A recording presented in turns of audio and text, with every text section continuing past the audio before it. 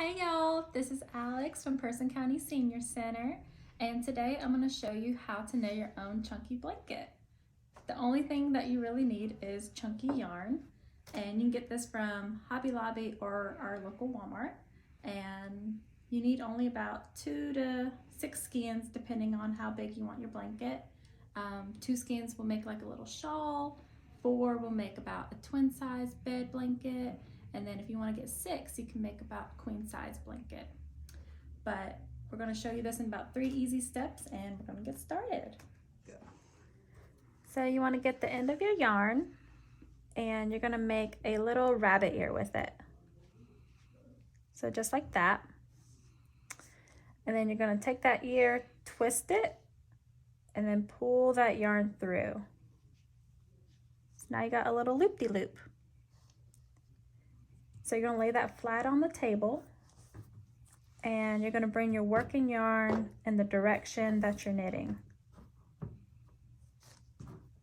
And you're going to go through that rabbit ear and pull that yarn through to make your first stitch. And as you're doing it, you just kind of want to keep it flat on the table because it's going to help lay out the blanket as you get to the end. But just like I said, you go through that rabbit ear and pull it through.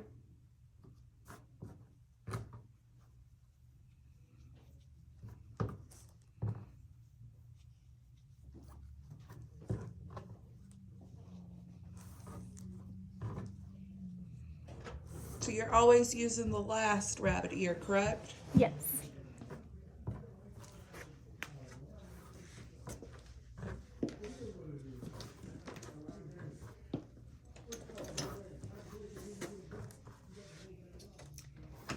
And you want to make about 35 stitches, about 30 to 35, depending how long you want your blanket.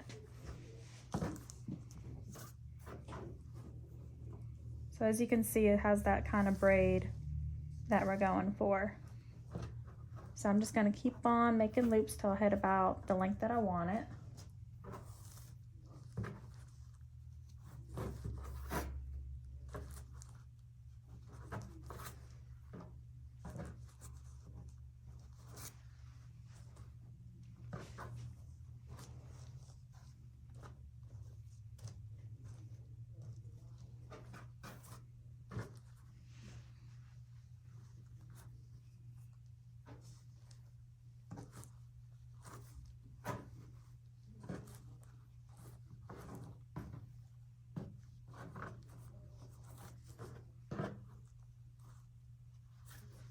Might have to stand up. And if you make your loop too big, you can adjust it. So like, for example, let's say I make a loop like that. And I'm like, that's too big. We can just yank our little snake over here to minimize it. And there we go. Now we got a little tighter loop like that.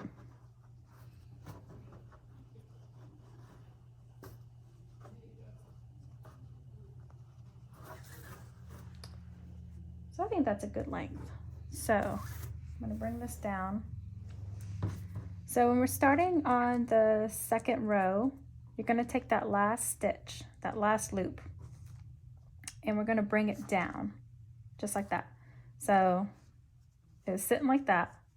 So we're going to bring it down just like that. And we're going to bring our working yarn to the bottom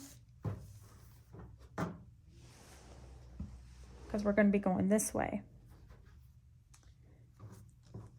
And you're going to pull that yarn through and make another loop going down. And now we're going to go backtrack. And so every stitch that you made, that bottom stitch, you're going to go through and get that yarn and pull it through. And now we're making stitches downward, just like that. And we're going to be doing that repeatedly down the opposite way that we came from.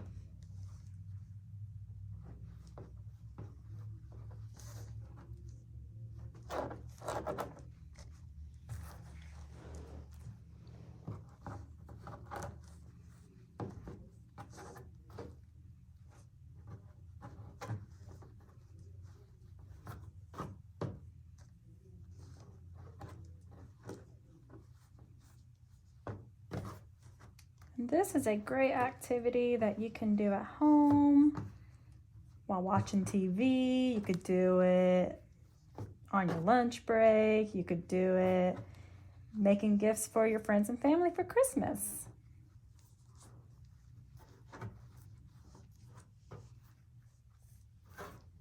I find it very therapeutic.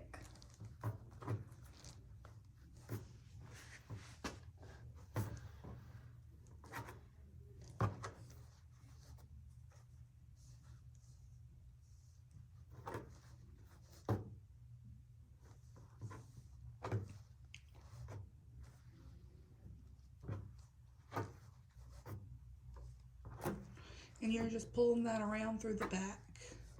Yep. Bottom stitch, okay.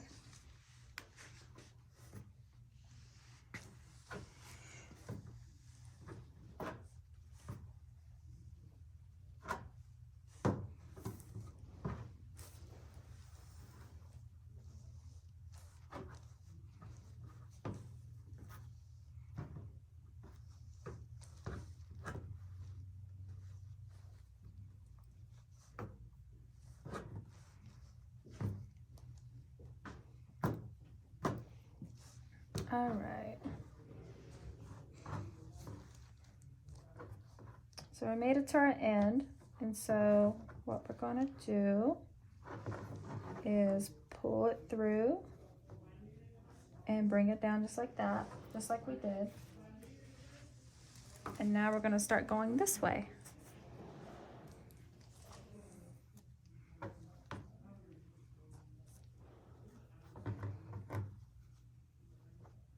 And the bigger your loops are, the more bigger your blanket will be. So if you like a really loose blanket, you can make your loops big. Or if you like a real tight knit blanket, you can make it really small. All your preference. I'm gonna make mine very loose and chunky.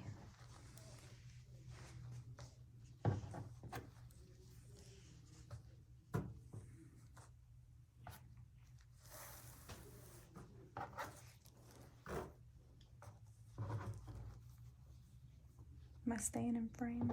Yes, you're doing great. Okay.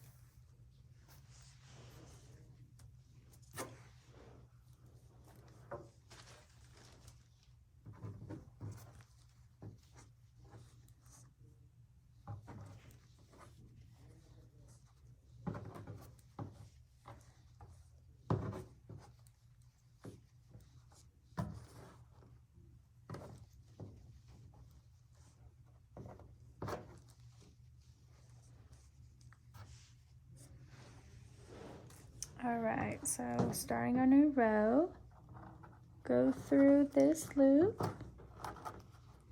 bringing it down, and we're going our opposite way.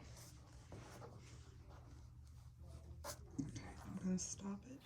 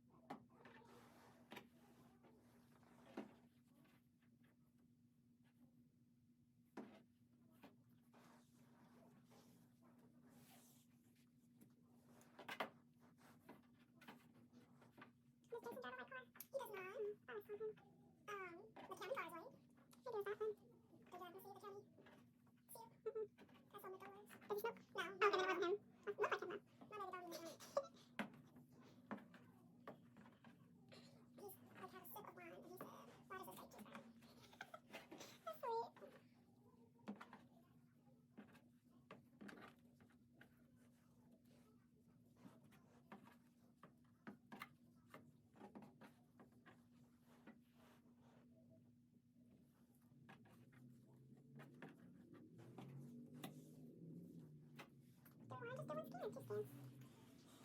What do you think? It's up to you. You think 2 would be better to show like a blanket? Yeah, okay. Oh, yeah, go with 2. Okay, that's not too much. Absolutely not.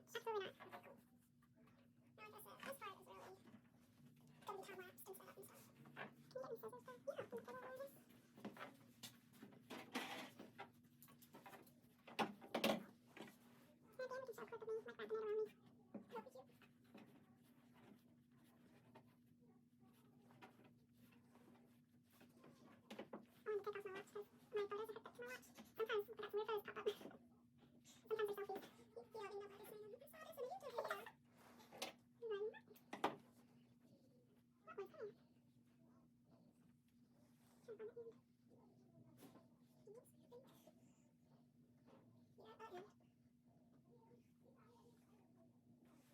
deeply enjoy my walks anyway, cutting up. Enjoy the world. I don't think that's all. You excited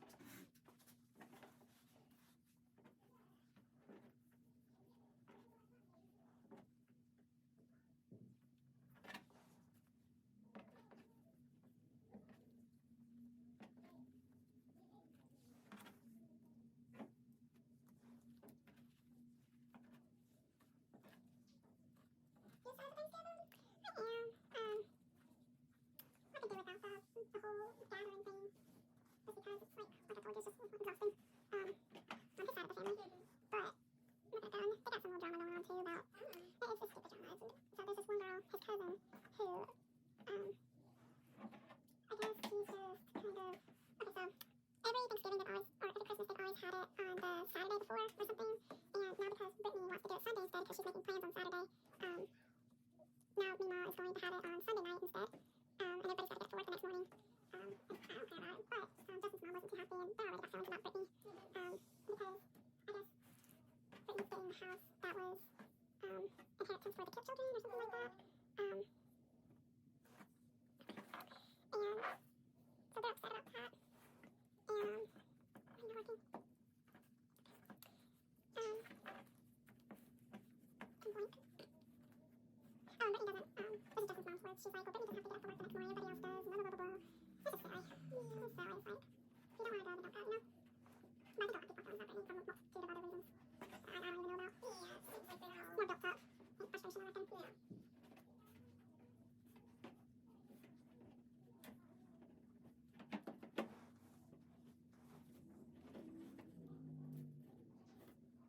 I think I've been in my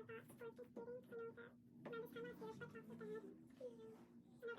Thanksgiving, because I know that around this time last year, I talked with Dad. I know that it's hard. I'm sure it's hard to have this holiday, you know. It is. He's handling it all right. I think Christmas will be a bit harder for him. But speaking of our in-laws drama, they usually do a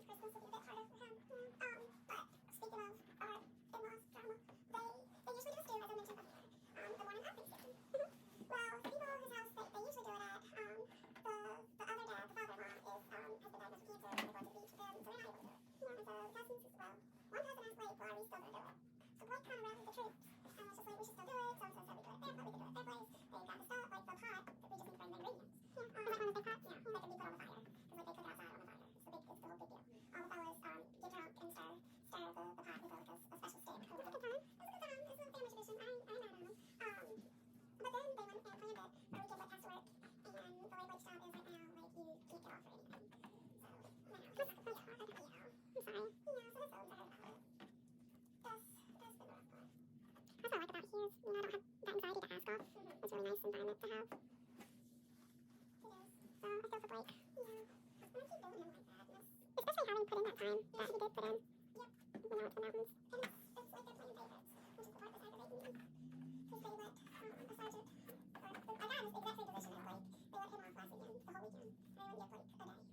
feels like they're playing favorites, and it's ticking me off. Don't do boys like that. Don't do boys like that. Not text me. Not text me. I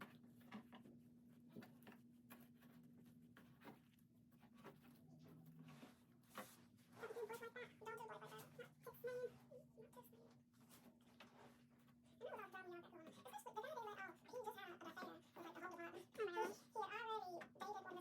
one of his coworkers. Then he had an affair on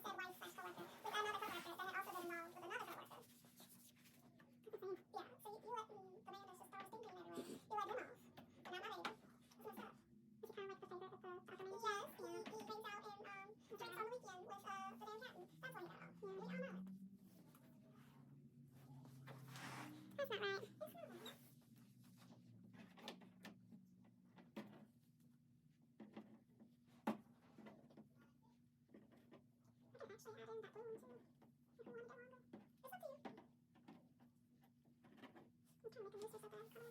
I'm trying to make a noose or something. I would say if you make it so long, at some point it doesn't matter. Yeah, like they're not going to be able to see it. I would worry about adding in the blue. Oh, she really won't do. Looks like they can see how big 2 would be. Maybe just what they need to see it closed. I think for the next class, I think I will not do 6 scans. You can cut the price too. Because most people enjoy the 3 hours, but I have had some feedback that it's too long for some people, which it is long. It's long down. So offering a shorter class where you can make like a half-size blanket for half the price would be good. And yeah, I mean, well, I don't know whatever. I don't get my Amy's taking the class like 3 times. Girl, can't you just go buy your own yarn? Yeah. As big as you want. But maybe, well, I think I think about it as myself. And usually if I do something, especially with my hands, once I've done it once, I won't really do it again. But not everybody's like that. Some people like to see. And the beginning and then I assume the end seem like the most complicated parts. Yeah, the beginning and end, yeah. Once you got that, the middle part just flow through. And they're flying through Friday, but not think any of them finished. And one person finished. It was Tammy. So she's done a couple. Yeah. That was me though. I should have put it on Friday afternoon. But it was a good time. And in all fairness, by 3:50 I was like, okay, now you've had a lot. 3. So you're going to keep repeating those steps until you use up all your yarn or you made it as big as you wanted it.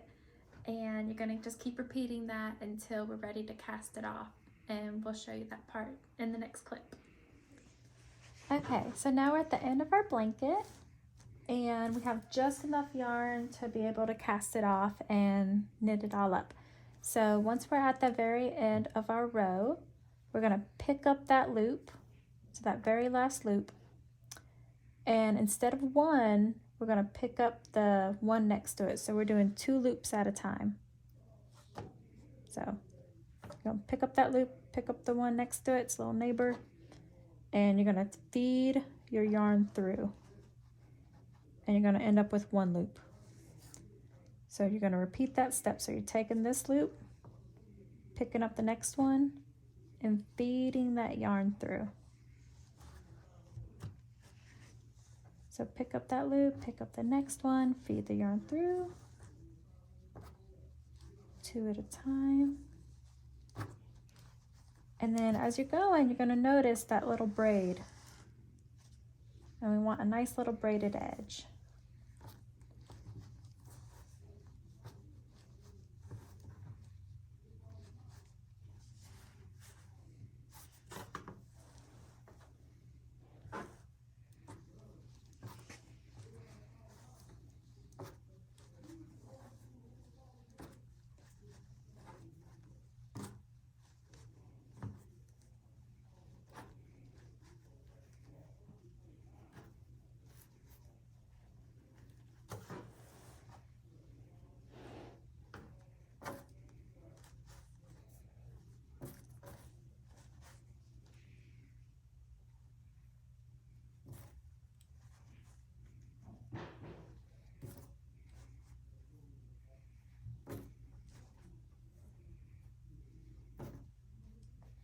And then once you get to the very end,